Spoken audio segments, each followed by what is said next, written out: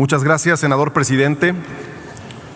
Compañeras y compañeros senadores, vengo a presentar una iniciativa que, como refería el presidente de la mesa directiva, propone derogar la fracción primera del artículo 61 de la Ley de Amparo, aunque no precisamente con el propósito de fortalecer las facultades de la Suprema Corte, sino con la intención fundamental de dotar a nuestra Ley de Amparo de una hipótesis hasta hoy no contemplada, que no hace sino aumentar, engrosar, fortalecer las posibilidades del gobernado de acudir a la protección de la justicia federal.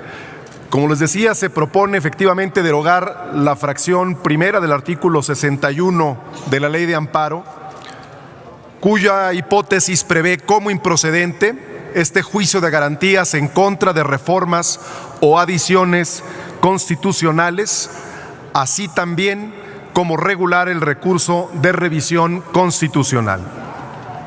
En este sentido, es importante mencionarles que se estudiaron todas las ejecutorias y razonamientos que la propia Corte ha esgrimido a lo largo de casi 60 años de actividad jurisprudencial. En primera instancia, debe decirse que los artículos 103, 107 y 135 de la Constitución no prevén expresamente esta improcedencia. No existe prohibición expresa para que el juicio de garantías sea procedente en contra de reformas constitucionales, por lo menos no a nivel constitucional. Entonces, todo lo que se deriva de la Ley de Amparo está sujeto a interpretación. En el año de 2011 se reformó la Constitución Política de los Estados Unidos Mexicanos en materia de amparo. Se creó el interés legítimo, se previó la existencia de particulares equiparados a autoridades responsables, entre otros cambios significativos. En la denominada nueva Ley de Amparo, que se expidió hasta abril de 2013, se agregó efectivamente la fracción primera del artículo 61, misma que hace expresamente improcedente el juicio de amparo en contra de reformas o adiciones a la Constitución. Una iniciativa retomó las consideraciones de una sentencia anterior de la Corte para sustentarla, pero no existió un razonamiento, no existió un análisis pormenorizado de esta hipótesis legislativa para justificar la improcedencia que se estaba incluyendo en el artículo 61, fracción primera. En contraste, en el año 2015 y 2017, la Corte ha resuelto casos promovidos por asociaciones quejosas en defensa de derechos colectivos, en los que se replanteó por parte de la propia Suprema Corte de Justicia los efectos y alcances de la relatividad de las sentencias. En el segundo de estos casos, de estos expedientes, el amparo identificado con el número 1359/2015, promovido por esta asociación denominada Artículo 19, que promueve derechos de periodistas, se dijo por la Corte que debía replantearse el principio de relatividad de las sentencias, pues con base en el interés legítimo que ahora se tutela constitucionalmente, es necesario extender sus efectos para proveer una máxima protección a los derechos difusos y colectivos, por lo que es posible beneficiar de forma accidental a otras personas diversas de los quejosos.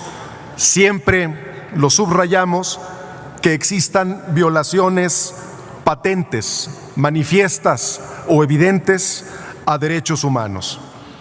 El artículo primero constitucional obliga a todas las autoridades a emprender siempre una intelección de las normas extensible y favoreciendo a la persona. Reitero, no existe fundamento constitucional para sostener la improcedencia del juicio de amparo en contra de reformas o adiciones a la Constitución.